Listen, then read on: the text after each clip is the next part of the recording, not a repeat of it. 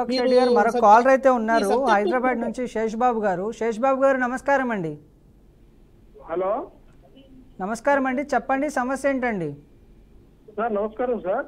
నమస్తే అండి, చెప్పండి. సార్ మేము లాయర్ గారితో మాట్లాడాలండి. మాట్లాడండి. మీరు టీవీ చూస్తున్నట్లున్నారు, టీవీ సౌండ్ మ్యూట్లో పెట్టండి. మీ సమస్య ఏంటో చెప్పండి. సార్ ఒక చిన్న విషయం అండి, కొంచెం అది ల్యాండ్ విషయం ఉంది సార్. ల్యాండ్ విషయం చెప్పండి. మీరు టీవీ సౌండ్ మ్యూట్లో పెట్టండి. మీట్లో పెట్టాను సార్. మీరు ఎవరు సార్? మీరు సారీ మన లాయర్ గారు సార్. చెప్పండి అండి, వినిపిస్తుంది. చెప్పండి వినిపిస్తుంది, మీరు చెప్పండి. సార్ ఒక చిన్న ప్రాబ్లం సార్. ఏం లేదు సార్. హలో చెప్పండి చెప్పండి అండి, మీ ప్రాబ్లం ఏంటో చెప్పండి. చెప్పండి సార్. నమస్తే సార్. నమస్తే సార్ కొంచెం మాకు గుంటూరులో మన లాంగ్ ఫార్మ్ అని చెప్పేసి ఒక ఉందిగా సార్, లాంగ్ ఫార్మ్ అని, ఆచార్య రంగా యూనివర్సిటీ అని. హలో చెప్పండి శేషబాబు గారు, మీ సమస్య చెప్పేసేయండి. వినపడుతుందా సార్? వినిపిస్తుందండి, మీ సమస్య చెప్పండి. మా సమస్య ఏం లేదు సార్. అక్కడ లాంగ్ ఫారం లో మాకు 18 ఎకరాల 80 సెంట్లు భూమి ఉంది సార్ మాకు. అయితే అక్కడ విషయం ఏంటంటే సార్, వీళ్ళు కబ్జా చేశారు. అది లాంగ్ ఫారం ఆచార్య రంగా యూనివర్సిటీ వాళ్ళు కబ్జా చేశారు సార్ మళ్ళీ మా ల్యాండ్ ని. అయితే మేము న్యాయ పోరాటంగా మేము కోర్టులో కూడా కేసు వేసాం సార్. మేము 2020 నుంచి కేసు వేసాం సార్. మేము వచ్చేసి ఎస్సీలు సార్, ఎస్సీ మాల. ఓకే. అయితే ఆ ల్యాండ్ గురించి మేము పోరాడుతుంటే సార్, ఇక్కడ మన లాంగ్ ఫారం సంబంధించిన ఎంఆర్ఓ గారు కానీ, ఆర్డీఓ గారు కానీ, కలెక్టర్ గారు కానీ, ఈ సంబంధించిన అధికారులు కూడా మొత్తం మాకు అన్యాయం చేస్తున్నారు సార్. అంటే మీ ల్యాండ్ మీద దానికి మీ దగ్గర డాక్యుమెంట్స్ ఉన్నాయా, ప్రూఫ్స్ ఉన్నాయా అండి? ఉన్నాయి సార్, ఉన్నాయి సార్. మీకు ఆ ల్యాండ్ ఎలా వచ్చింది? అసైన్డ్ ల్యాండా లేకపోతే మీరు స్వార్జితమా? సార్ ఇది పట్టా భూమి సార్, పట్టా భూమి. పట్టా భూమి మీకు ఎలా వచ్చింది? తాతల ఆస్తా, మీరు సంపాదించుకున్నదా? తాతలు అంటే మా ముత్తాతల ఆస్తి అండి అది. మీ ముత్తాతల ఆస్తి. దానికి సంబంధించిన డాక్యుమెంట్స్ అన్ని మీ దగ్గర ఉన్నాయి? ఉన్నాయి సార్. ఆర్ఎస్ఆర్ లో కూడా మా పేర్లన్నీ ఉన్నాయండి, మా పూర్వీకుల పేర్లన్నీ ఉన్నాయండి. అంటే ఇప్పుడు మీకు ఎంఆర్ఓ దగ్గర నుంచి అండ్ మీకు కలెక్టర్ గారి దగ్గర నుంచి కూడా ఎలాంటి స్పందన లేదంటారు? లేదు సార్, స్పందన లేదంటే. ఇంకోటి ఏంటంటే ఇక్కడ గవర్నమెంట్ కూడా మారిందండి. కానీ మేము గవర్నమెంట్ మీద కూడా మేము ఎటువంటి అవాస్తవాలు కూడా చెప్పట్లేదండి. 2020 నుంచి మేము పోరాటం చేస్తున్నాం.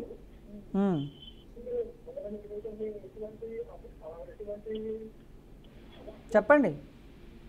అయితే సార్ ఇక్కడ మాకు ఏంటంటే సార్ కొంచెం న్యాయం ఏం లేదు. ఆర్ఎస్ఆర్ లో పూర్వీకుల పేర్లు ఉన్నాయి సార్. ప్లస్ మేము ఒక 50 years బ్యాక్ మన ఈసీ కూడా తీసామండి. హలో చెప్పండి. ఆ ఈసీలో కూడా ఏంటంటే ఈ పూర్వీకుల పేర్లే ఉన్నాయండి. కాకపోతే ఇప్పుడు నేను చెప్పాను చూడండి ఇంతకుముందు మీకు, మన ఈ ఎంఆర్ఓ గారు కానీ వీళ్ళందరూ కూడా ఏంటంటే కొంచెం గేమ్ ప్లేన్ చేసి వాళ్ళు కొంచెం తేడా చేస్తున్నారు సార్. దీని ప్రకారం ఎలా పోవాలో ఒకసారి న్యాయపరుడైన మన సార్ తోటి మాట్లాడాలనుకుంటున్నాను. ఓకే. ల్యాండ్ పొజిషన్లో ఎవరు ఉన్నారు ఇప్పుడు? ఆ ల్యాండ్ ఆక్రమించుకునేది ఎన్ని సంవత్సరాలు అవుతుందండి? వీళ్ళు ఏం చెప్తున్నారంటే 1935 అని ఒక మాట చెప్తున్నారు సార్. 1935 అని. 1935 అంటే అప్పుడు మనకు స్వాతంత్రం కూడా రాలేదు. అప్పుడు మీద అది ల్యాండ్ అప్పుడు కాదు, ఇప్పుడు కూడా ల్యాండ్ ఓనర్స్ వీళ్ళే. ఎవరైతే నేను చెప్పిన వీళ్ళే పూర్వీకులే ల్యాండ్ వాళ్ళు. కాకపోతే విషయం ఏంటంటే సార్, వీళ్ళు పక్కదారి పట్టిస్తున్నారు. ఎవరైతే కింద అధికారులు ఎవరైతే ఉన్నారో వాళ్ళు తప్పుదారి పట్టిస్తున్నారు. కాదండి, నేను ఒక విషయం అడుగుతాను. ఇప్పుడు 1935 అన్నారు, మీ పూర్వీకులు ల్యాండ్ అన్నారు. మీ పూర్వీకులు చనిపోయిన తర్వాత ఆ ల్యాండ్ మీదే నాన్నగారి పేరు మీదకో, తాతగారి పేరు మీదకో, మీ పేరు మీదకో మారాలి కదండి. అలా మారటం అనేది లేదు సార్. అక్కడ ఏం లేదు సార్. మార్చుకోవాలండి. మార్చుకోవాలంటే సార్ ఆర్ఎస్ఆర్ ఏదైతే బేసిక్ చేసుకున్నామో ఆర్ఎస్ఆర్ లో వీళ్ళ పేర్లే ఉన్నాయి. నేను అదే అంటున్నా, వాళ్ళ పేర్లే ఉంటాయి, పూర్వీకుల పేర్లే ఉంటాయి. ఇప్పుడు మీ పేరు మీద ల్యాండ్ ఉందనుకోండి, మీ తర్వాత మీ కొడుకు చెందుతుంది కాబట్టి మీ తర్వాత మీ కొడుకు పేరు మీదకి మారాలి. అవి మీ తండ్రి గారి తర్వాత మీకు రావాలి కదా, మీరు మార్చుకోవాలి. అది మార్చుకోవాలంటే సార్ ఇప్పుడు ఆ కాలంలో ఏం జరిగిందో తెలియదండి. ఏదో అగ్ని ప్రమాదాలు జరగవచ్చు, అవి జరగవచ్చు. ఆ పూర్వీకుల సంచారంగా ఏదో అటు ఇటు వెళ్ళిపోయి ఉండొచ్చు. ఏంటండి అర్థం కాలేదు? ఆ పూర్వీకులు అనే వాళ్ళు సంచార జీవితం జరుపుకుంటా అటో ఇటో వెళ్ళిపోయి ఉండొచ్చు. ఆ తరమంలో మా దగ్గర ఏంటంటే మా దగ్గర ఎటువంటి డాక్యుమెంట్స్ అనేవి లేవు. కాబట్టి మా దగ్గర ఉంది ఏంటంటే ఆర్ఎస్ఆర్ ఒకటి, అడంగులు ఒకటి, ఇంకోటి ఏంటంటే సార్ పూర్తిగా ఏంటంటే ఆ డెత్ సర్టిఫికేట్ అనే లింక్స్ అన్ని కూడా మా దగ్గర ఉన్నాయి సార్. మా పూర్వీకులు ఎలా చనిపోయారు ఏంటనే మొత్తం కూడా లింక్ అప్ అని మా దగ్గర ఉంది. అడంగల్లో ఎవరి పేర్లు ఉన్నాయండి? అడంగల్లో కూడా మా పూర్వీకుల పేర్లే ఉన్నాయి సార్. ఇప్పుడు కూడా సార్. ఇప్పుడు మీరు ఎంఆర్ఓ ఆఫీస్ దగ్గరికి వెళ్తే ఏం చెప్పారు? మేము సారీ సార్ ఒకసారి మీతో ఒక 5 minutes మాట్లాడొచ్చా? మీరు ఒక పని చేయండి, 6 తర్వాత కాల్ చేయండి, మా లీగల్ టీం మీతో మాట్లాడతారు. తర్వాత మీ సమస్య చెప్పండి. ఓకేనా సార్? ప్లీజ్ ఒక్క మాట సార్. ఏం లేదు సార్, చెప్పండి.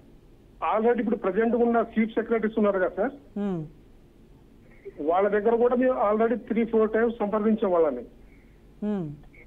వాళ్ళు ఏం చెప్తారంటే వాళ్ళు ఒక డైరెక్షన్ రాస్తున్నారు, go to MRO, go to మన కలెక్టర్ గారు, లేకపోతే గో టు మన అనేది రాస్తున్నారు సార్ వాళ్ళు. కానీ అక్కడ పోయిన తర్వాత వాళ్ళు ఏం చెప్తున్నారు అంటే అండి, ఈ భూమి మీదే, మీ ఆస్తే, కానీ మీరు ఎక్కడి నుంచి అన్న ఒక లెటర్ తీసుకురండి, మీ భూమికి హ్యాండ్ ఓవర్ చేస్తాం అని ఆచారంగా యూనివర్సిటీ లెటర్ ఎక్కడి నుంచి తీసుకురావాలని చెప్తున్నారు. లెటర్ అంటే వాళ్ళకి హై అథారిటీ నుంచి అండి. హై అథారిటీ అంటే ఎవరు? కోర్టు కావచ్చు, లేకపోతే మన చీఫ్ సెక్రటరీ కావచ్చు. ఓకే, మీరు కోర్టులో కేసు రెవెన్యూ డిపార్ట్మెంట్ కావచ్చు. రెవెన్యూ డిపార్ట్మెంట్ కూడా ఆల్రెడీ మేము అప్లై చేసాం సార్. కానీ మాకు ఎక్కడ కూడా న్యాయం జరగలేదు సార్. ఇప్పుడు కూడా మేము పోరాడుతూనే ఉన్నాం సార్. ఓకే, అయితే విరూపాక్ష రెడ్డి గారు వీళ్ళ తాతగారి ఆస్తి, పూర్వీకుల ఆస్తి 1935లో ఉన్నిందంట. అది దాదాపుగా 18 ఎకరాలు. అయితే ఆ ల్యాండ్కి సంబంధించినటువంటి డాక్యుమెంట్స్ వీళ్ళ దగ్గర లేకపోయినా కూడా, అంటే పాత డాక్యుమెంట్స్ ఉన్నాయి, అడంగర్లో కానీ ఆర్ఎస్ఆర్లో కానీ వీళ్ళ పేర్లే ఉన్నాయంట. సో ప్రజెంట్ వేరే వాళ్ళు దీన్ని ఆక్రమించుకున్నారు. ఎంఆర్ఓ ఆఫీస్ దగ్గరికి వెళ్ళినా లేకపోతే కలెక్టర్ గారి దగ్గరికి వెళ్ళినా ల్యాండ్ మీదే, కానీ దానికి తగ్గటువంటి లెటర్ మీరు తీసుకురావాల్సి ఉంటుంది.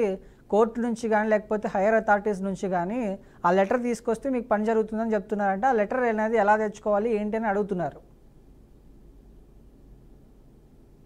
నాకు అర్థమైంది ఏమంటే, ఈయన చెప్పింది ఆల్రెడీ మేము కోర్టుకు పోయినామా అంటున్నాడు. కోర్టు పోయినంటే ఆయన ఈయనది suit for title and possession కి వేసుకుంటారు వీళ్ళు అసలు ఈయన టైటిల్ రుజువు చేసుకోవాలా.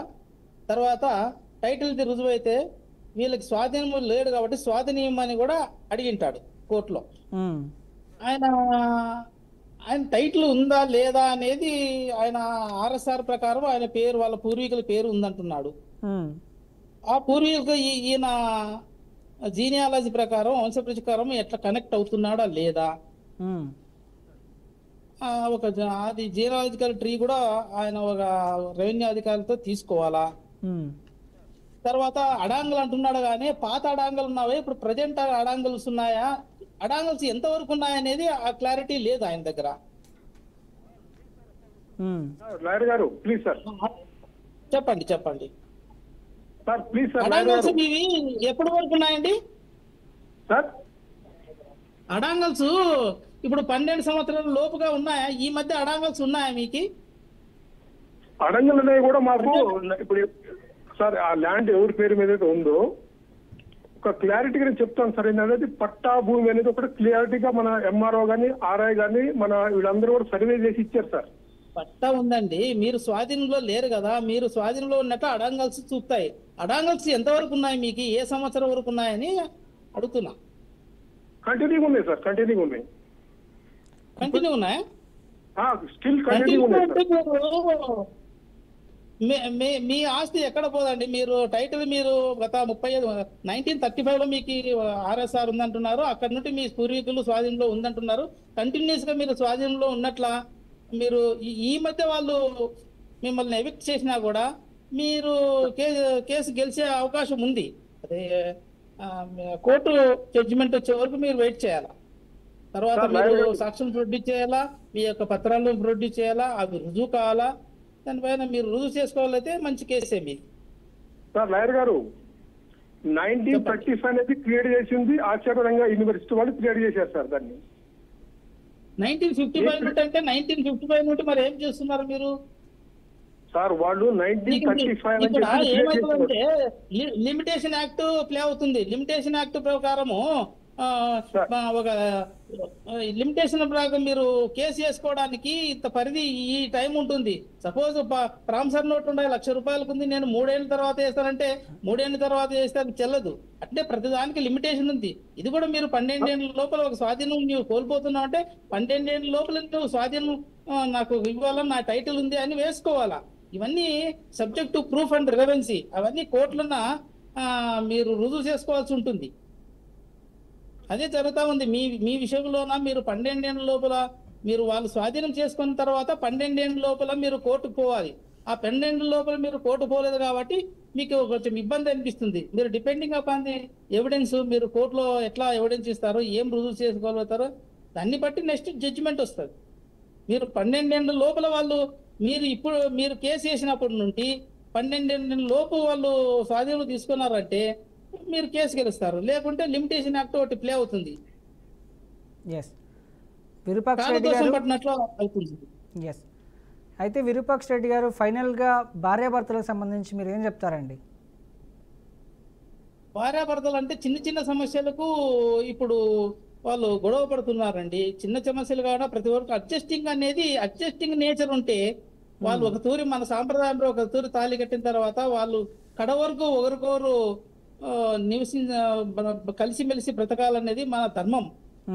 చట్టాలు ఏమన్నా ఉండేది మన ధర్మం పాటించాలా. చట్టాలు ఉన్నాయని నాకు విడాకులు ఇచ్చే చట్టం ఉందని విడాకులకు వస్తూ ఉన్నారు. అది తర్వాత మెయింటెనెన్స్ వస్తుంది కానీ మెయింటెనెన్స్ వస్తుంది, అది పద్ధతి కాదు. అది నువ్వు బలమైన కారణము న్యాయమైన కారణము ఉంటే మీరు కోర్టుకు రావచ్చు, విడాకులు తీసుకోవచ్చు, విడిపోవచ్చు, తర్వాత మెయింటెనెన్స్ తీసుకోవచ్చు, అది వేరే. అవతల భర్త తప్పు ఉంటే దాని కొరకు చట్టాలు పెట్టినారు. చిన్న చిన్న విషయాలకు నా సజెషన్ ఏమంటే ఈ చిన్న చిన్న విషయాల్లో మీరు కోర్టును ఆశ్రయించడం కానీ భార్యాభర్తలు విడుకోవడం కానీ పద్ధతి కాదు. అడ్జస్ట్ అవుతే వాళ్ళు నివసించాలా ఒకరికొరు అనుకుంటే అడ్జస్ట్ అయితే చిన్న చిన్న విషయాల్లో గొడవ పడకుండా అడ్జస్ట్ అయితే బలమైన కారణం ఉన్నప్పుడు అది మనం ఎవరేం చేయలేము. అది ఎవరు కూడా కలిసి ఉండలేరు. కలిసి ఉండే కొద్దీ విడిపోయి సుఖంగా ఉండేది మంచిది అనేది కోర్టు. కాబట్టి కలిసి ఉంటారా లేదా అనేది వాళ్ళ ఇద్దరి మధ్య ఉన్నటువంటి అడ్జస్ట్మెంట్ పైన ఆధారపడి ఉంటుంది. వాళ్ళు ఒకరికొరు అడ్జస్ట్ అయ్యి ఒకరికొరు అర్థం చేసుకొని చిన్న చిన్న విషయాలు ఇతరుల దగ్గర తీసుకొని పోయి కోర్టుకు తీసుకొని పోలీస్ స్టేషన్ దగ్గర కానీ తర్వాత మన కుటుంబ సభ్యులు కాక ఇతరుల దగ్గర పోయి దాన్ని ఒక పెద్దగా విచిత్రంగా చూసి చిన్న చిన్న విషయాలు తో గొడవపడి విడాకులు తీసుకోవడం మంచిది కాదని నా అభిప్రాయం.